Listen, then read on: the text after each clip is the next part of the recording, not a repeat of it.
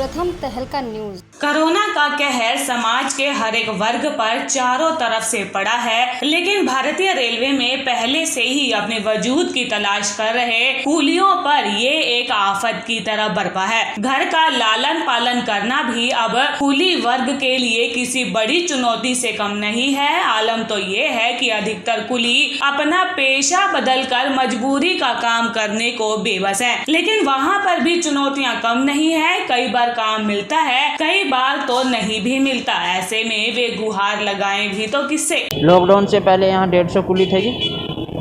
फिलहाल 20-25 कुली नाइट में काम करते हैं, 20-25 ही डे में काम करते हैं। कुछ कुली अपने घर पे खेतीबाड़ी का काम करते हैं, कुछ कुली मजदूरी करते हैं बाज़ार में, और कुछ कुली अपने घर पे पशुओं का काम करते हैं जी। लॉकडाउन से पहले 12-13 ट्रेनों का दिन में स्टॉप ही था, 12-13 ही ट्रेनें नाइट में थी। लॉकडाउन से पहले पर कुली के 500 या 600 रुपये आराम से बन जाते थे।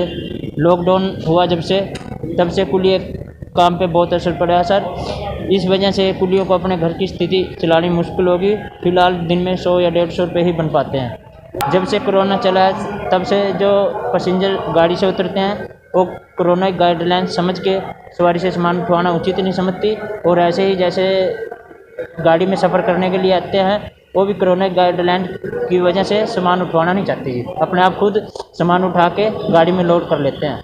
रेलवे प्रशासन से ये गुहार है हमें कि हमें भी कोई आर्थिक मदद दी जाए ताकि हमारे घर का गुजारा चल सके, हमारे बीवी बच्चे अच्छी तरह से रह सकें। बता दें कि लॉकडाउन से पहले अंबाला छावनी के रेलवे स्टेशन पर 150 की संख्या में कुली काम कर अपना घर का लालन पालन करते थे, लेकिन मौजूदा समय में मात्र 50 कुली ही कैंट के रेलवे स्टेशन पर काम करते हैं। लेकिन जो कुली काम कर भी रहे हैं तो उनके भी हालात बहुत ही दयनीय है। दिक्कत तो सर सारी है। कारण काल में ना तो गाड़ियाँ हैं सर, प्रॉपरली गाड़ियाँ हो तो कुछ बने, नहीं तो कुछ भी नहीं है। सवारी आती है अपने आप सामान लेके चली जाती है, हम खाली के खाली रह जाते हैं। कुली तो देखता ही रहता है भी सामान ठुआए तो कुछ बने।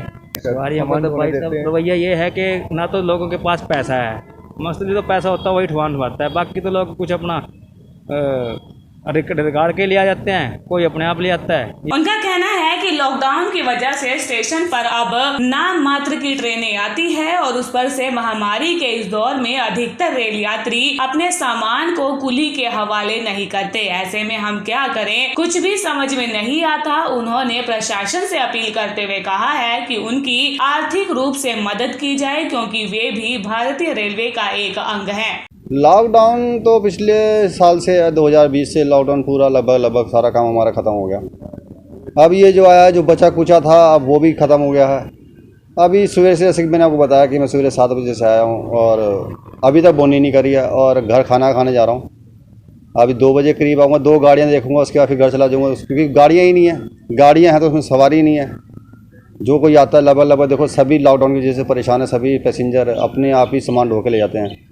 कुछ लिफ्ट हो गई, डिस्प्ले वगैरह हो गई, इनकी वजह से भी हमारा काम बिल्कुल ख़त्म हो चुका है। कुछ सवारी कोरोना काल की वजह से भी सवारी नहीं उठवाती है और खुद ही सामान उठा ले जाती है। और वैसे भी रेडू बैग है, कुली को तो वो ही इस्तेमाल करता है जिसके पास कट्टे वगैरह होते हैं। जैसे कोई राशन का लेके आता है अपना दूर से, वही कट्टे उठवाता है। अदरवाइज़ जिसके पास ये अपना रेडू बैग होते हैं वो तो खुद ही उठा के ले जाता है। कोरोना वैक्सीन कल की डेट में हमारे सभी कुलियों को लग चुकी है। रेलवे प्रशासन से गुहार की जिस तरीके से 2020 में रेल प्रशासन ने हमारे को राशन सुविधा दी थी, इस बार भी दें, और हम उनके अति आभारी रहेंगे, क्योंकि अब हम रेल प्रशासन के पास ही जाकर अपनी दुविधा सुना सकते हैं या आपके मीडिया के माध्यम से बता सकते हैं।